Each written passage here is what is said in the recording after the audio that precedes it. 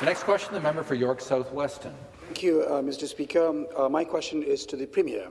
In March of 2020, coming up to 2 years ago now, your government announced providing businesses suffering due to construction of the Eglinton Crosstown LRT with $3 million in addition support, having recognised the project as being delayed and disruptive. Business owners, the Eglinton Hill BIA in our community of York South Weston and other BIAs on Eglinton Crosstown corridor are asking where the support is and want and require more than just their windows washed.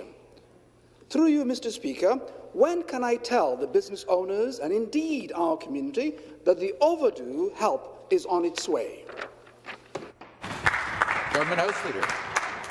Thank you very much, Mr. Speaker. And at the outset, let me just say that we're very pleased with the work that is progressing on the Eglinton Crosstown. Speaker, it is an important, another one of these important transit initiatives that the government has undertaken to not only reduce gridlock, but as the Minister of Environment has said on numerous occasions, it is an important part of helping to reduce our GHG emissions, Mr. Speaker. Obviously, we understand, though, that at the same time, it is a very difficult challenge for local businesses when projects like this occur, Mr. Speaker. And there's a number of initiatives that we have to undertake, whether it's working with the local BIA, whether it's working with the city or Metrolinx, to ensure that local businesses have the support that they need to not only get through the construction phase, Mr. Speaker, but to ultimately bring people back into communities that might have suffered from the construction. So we're continuing to work on that, Speaker. Again, I'm encouraged that the member is excited about the project that is being undertaken. Supplementary question. Thank you, Mr. Speaker. My question back to the Premier.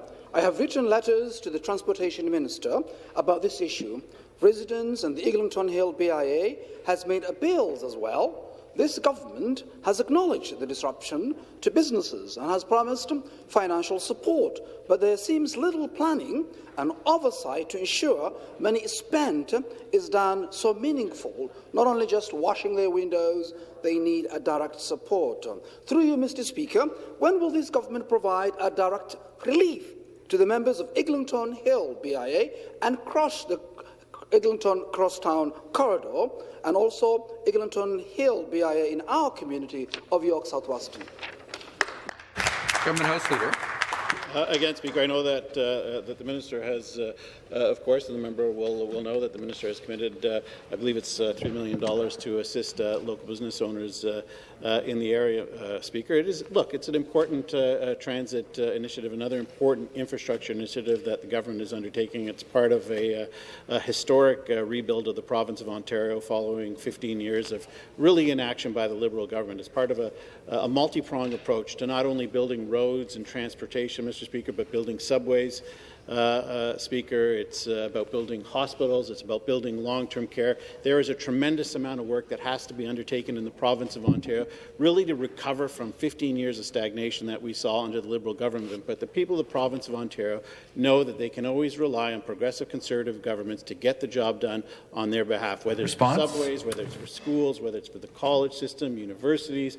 Mr. Speaker, we'll get the job done, and we'll continue to get the job done for your constituents too.